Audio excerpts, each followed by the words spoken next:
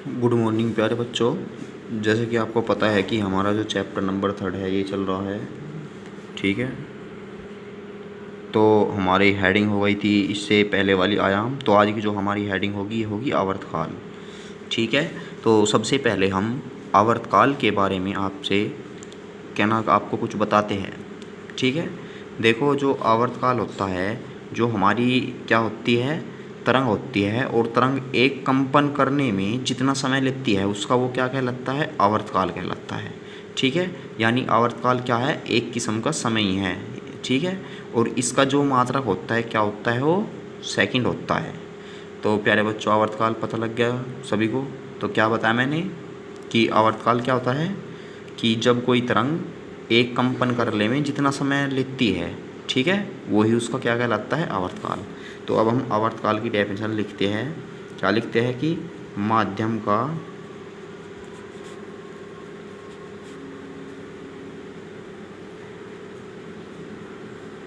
कोई कण एक कंपन पूरा करने में जितना समय लेती है, ठीक है, उसका आवर्तकाल कहलाता है। देखो प्यारे बच्चों, वीडियो हम ज़्यादा लंबी नहीं बनाएंगे क्योंकि ये हमारा लास्ट चैप्टर है, ठीक है। और लास्ट चैप्टर होने के बाद क्या है, हम रिवीजन स्टार्ट करेंगे। क्योंकि जो बच्चे जिसका पहला चैप्टर कुछ छूट गया था तो वो भी क्या है, कवर हो जाएगा, ठीक है। तो अब क्या है, यहाँ पे माध्यम का कण एक कंपन पूरा करने में जितना समय लेती है उसका आवर्तकाल कहलाती है। और इसे हम किससे प्रदर्शित करते हैं, टी से प्रदर्शित करते हैं, ठीक है। और इसका जो मात्रक होता है, क्या बताया था मैंने, सेकंड होता है। यानी न्यूमेरिकल में जब भी आपको घंटे में दे या कहीं में भी दे तो आपको क्या करना है, सेकंड में कन्वर्ट करना है। तो आई होप प्यारे बच्चे समझ में आ गए होगा ये बात है। अब इसके बाद में जो हमारी नेक्स्ट टॉपिक है वो, तो जो नेक्स्ट टॉपिक है हमारा ये है प्यारे बच्चों, क्या लिखते हैं हम, आवर्ती। देखो, जो आवर्ती होती है ये आवर्तकाल का क्या होता है, उल्टी होती है, ठीक है। यानी यहाँ पे क्या है कि एक कंपन पूरा करने में समय, लेकिन हम यहाँ पे क्या करते हैं कि एक सेकंड में कोई भी जो माध्यम का कण है वो जितने कंपन करेगा वही उसकी क्या कहलाएगी, कंपनों की संख्या, आवर्ती। यानी कि एक सेकंड में माध्यम का कण जितने कंपन करता है उसकी क्या कहलाती है, आवर्ती कहलाती है, ठीक है। तो सबसे पहले जो हम आवर्ती, देखो यहाँ पे क्या बताया मैंने कि माध्यम का कण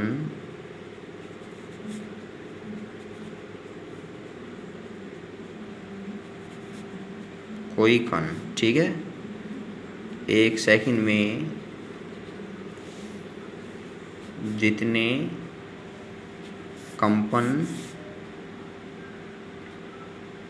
करता है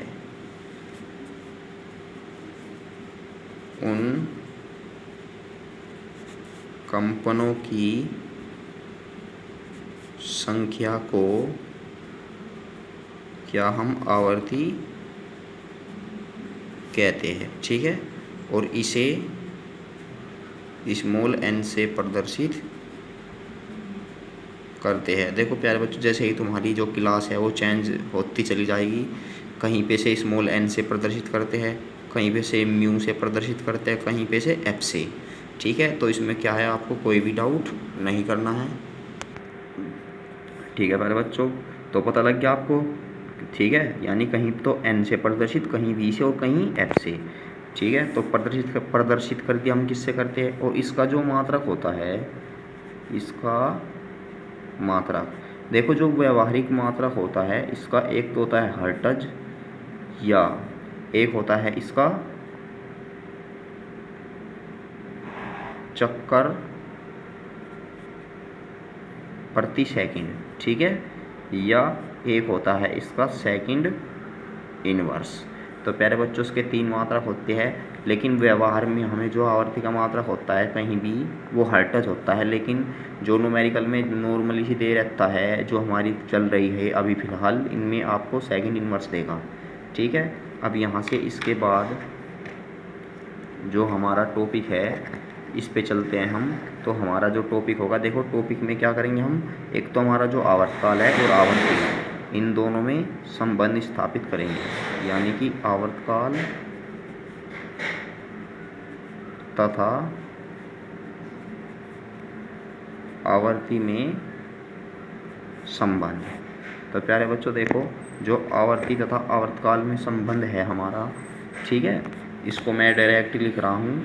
तो सबसे पहले आपको बता दें कि इन दोनों में जो संबंध होता है, तो जो मैंने आपको बताया था कि जो आवर्ती होती है ये आवर्तकाल की क्या होती है, उल्टा होती है। यानी कि यहाँ से जो n बराबर है, n बराबर क्या होता है 1/t। तो आई होप सभी की समझ में आ गया होगा। लेकिन इसके जो फॉर्मूले होते हैं यहाँ से 2-3 और बन जाते हैं, वो आपको क्या है यदि भी आते हैं तो मैं क्या है उसको बता दूंगा, अदरवाइज अभी रहने दो आपसे, क्योंकि अभी तो आई नहीं तुम्हारी बुक में, लेकिन 11th में तुमको क्या है पढ़ने को मिलेंगे। अब इसके बाद में जो हमारा टॉपिक है तरंग चाल। ठीक है प्यारे बच्चों, अब देखो तरंग चाल क्या होती है। देखो जो तरंग चाल होती है, अब हमें पता है कि जो हमारी क्या होती है चाल बराबर होती है। देखो यहाँ पे मैं नोट में कर देता हूँ, चाल बराबर क्या होती है, दूरी बटे समय।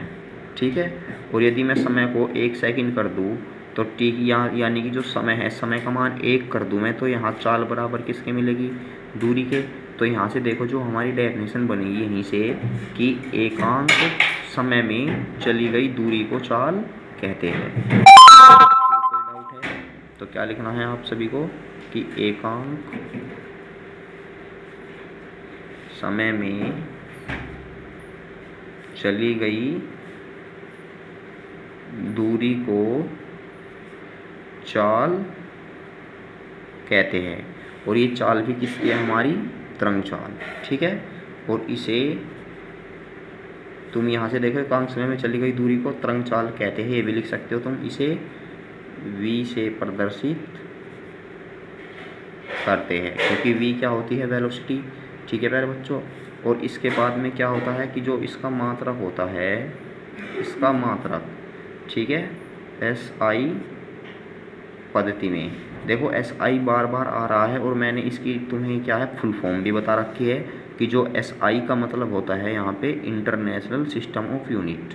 ठीक है, तो SI पद्धति में कितना होता है, मीटर प्रति सेकंड होता है। ठीक है प्यारे बच्चों, क्योंकि जब मैंने वेग करवाया था आपका, तो क्या है वेग का भी तो यही था, क्योंकि ये चाल है, चाल का भी क्या है यही होगा। तो अब हमारा जो टॉपिक होगा इस पे क्या है, तुम्हारे न्यूमेरिकल बनेंगे यहाँ से। ठीक है, तो क्या है जो टॉपिक है हमारा, ये है तरंग चाल। सभी बच्चे नोट करते चले, तरंग चाल, आवर्ती तथा तरंग दैर्ध्य में संबंध।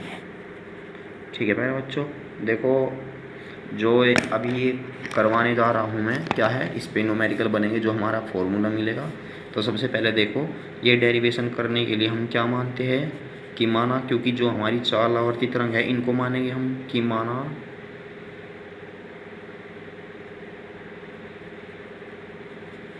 तरंग की चाल v, ठीक है, और आवर्ती कितनी है n। ठीक है, और तथा आवर्तकाल को किससे प्रदर्शित करा था हमने, आवर्तकाल कैपिटल T। ठीक है, तथा जो तरंग दैर्ध्य है हमारी, तरंग दैर्ध्य कितनी है, लैम्बडा है। ठीक है, तो प्यारे बच्चों, तो तरंग दैर्ध्य की परिभाषा के अनुसार मैंने तरंग दैर्ध्य लिखवाई थी आपकी, कि जो तरंग दैर्ध्य की परिभाषा अनुसार, तो जो लैम्बडा बराबर होता है, लैम्बडा बराबर क्या होता है, चाल गुना समय। तो यहाँ से जो लैम्बडा बराबर आएगी, जो हमारी चाल है, चाल कितनी है हमारे पास कितनी है प्यारे बच्चों? चाल v है और आवर्तकाल कितना है? t है। तो एक तो फॉर्मूला हमें ये मिल गया। अब लैम्बडा बराबर v, चूँकि हमें पता है कि जो आवर्तकाल होता है 1/n, क्योंकि देखो n बराबर 1/t है और t को हम इस साइड में ले जाते हैं तो n एक दूसरे के रिप्लेस हो जाएगा। ठीक है, तो यहाँ से मल्टीप्लाई में कितना आएगा? 1/n। तो जो हमारी चाल आएगी, चाल देखो t के स्थान पर 1/n रख दिया, तो जो चाल आएगी v बराबर क्या आएगी हमारी? n की मल्टीप्लाई हो गई इसमें, तो v बराबर आ गई हमारी n लैम्बडा। तो आई होप प्यारे बच्चों सभी की समझ में आ गया होगा। तो यहाँ से जो हमारा फॉर्मूला मिला, v क्या है हमारी? तरंग चाल। तो तरंग चाल बराबर किसके होगी? एक तो होगी हमारी जो n है आवर्ती, ठीक है, और लैम्बडा क्या है? तरंग धैर्य है। ये क्या मिल गया हमें? इन दो तीनों में रिलेशन मिल गया। तो आई होप सभी की समझ में आ गया होगा, इतना भी हार्ड नहीं था ये। ठीक है, तो अब अपने नेक्स्ट टॉपिक पर चलते हैं। अब प्यारे बच्चों इससे बाद में जो हमारे टॉपिक होंगे वो ध्वनि से ही रिलेटेड होंगे। और क्या है? ध्वनि के गुण है ये। ठीक है, गुण को हम क्या बोल देते हैं? अभिलक्षण।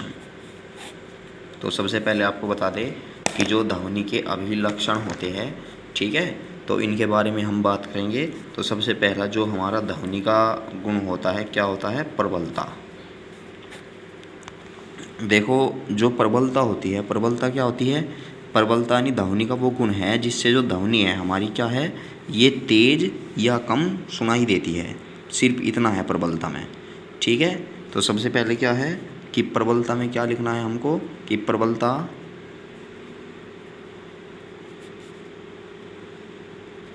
ध्वनि का वह अभिलाक्षणिक गुण है जिससे ध्वनि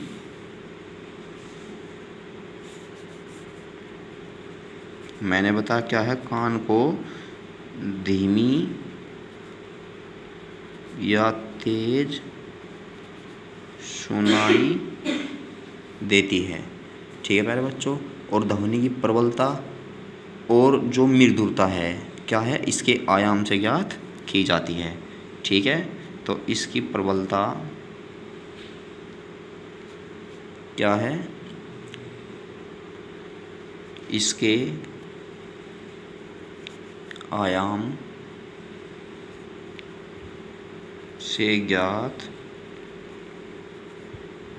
की जाती है।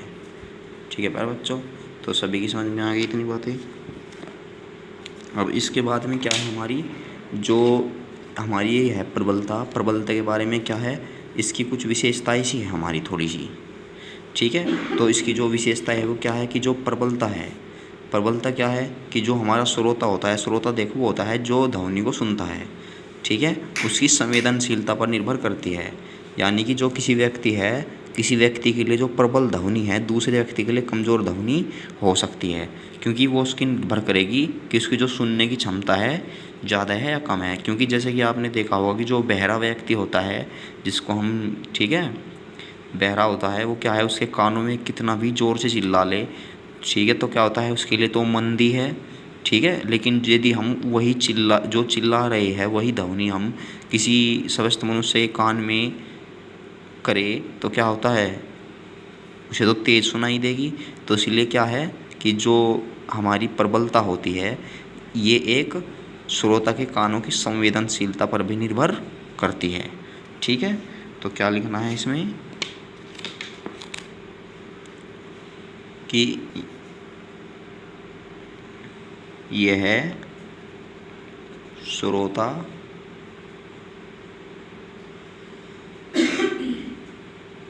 के कानों की संवेदनशीलता पर निर्भर करती है। ठीक है प्यारे बच्चों, मैंने बता दिया आपको। और नंबर जो उसका बी है, देखो जो ध्वनि होती है, ठीक है, जो ध्वनि होती है, ध्वनि की प्रबलता का मात्रक बताते हैं सबसे पहले आपको। ठीक है, यानी ध्वनि की प्रबलता का मात्रक। देखो व्यवहार में जो हमारी ध्वनि होती है, ध्वनि की प्रबलता का मात्रक क्या होता है? बेल्स होता है, ठीक है। लेकिन जो बेल्स का 10वां भाग है वो हम लिखते हैं, यानी कि बेल्स का 10वां भाग क्या होता है, डेसिबल कहलाता है, ठीक है। यानी जो हमारी ध्वनि होती है, ध्वनि का जो 10वां भाग है वो क्या कहलाता है, डेसिबल। क्योंकि जो हमारा ध्वनि होती है, ध्वनि का जो अन्य मात्रक होता है क्या होता है, डेसिबल। लेकिन व्यवहार में हम जो ध्वनि होती है उसे कहीं में ही नापते हैं, डेसिबल में ही नापते हैं। तो सभी को जो ध्वनि का अभिलाक्षणिक क्या समझ में आ गए होंगे।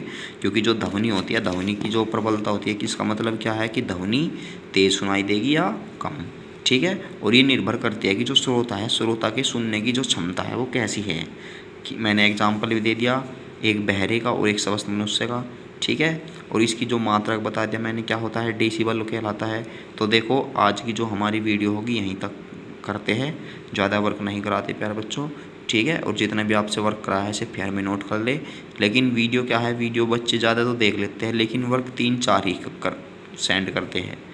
तो प्यारे बच्चों अपने अंदर आलस्य मत करो, क्योंकि जब स्कूल खुलेंगे और जिसका होमवर्क कंप्लीट नहीं पाया गया, ठीक है, उसको क्या है थोड़ी बहुत पनिशमेंट मिल सकती है। तो इसीलिए क्या है, अपना वर्क कंप्लीट कर ले, ठीक है। और देखो जो तुम वर्क सेंड करते हो, ये वर्क क्या है, एक टीचर ग्रुप बना हुआ है तो उसमें सेंड करना पड़ता है सभी का जो रिकॉर्ड है, जो वर्क सेंड करता है। तो इसीलिए बच्चों आपसे कह रहे हैं कि अपना वर्क अच्छी तरह से कंप्लीट करके सेंड किया करें, ठीक है। तो मिलते हैं नेक्स्ट वीडियो में, धन्यवाद। 17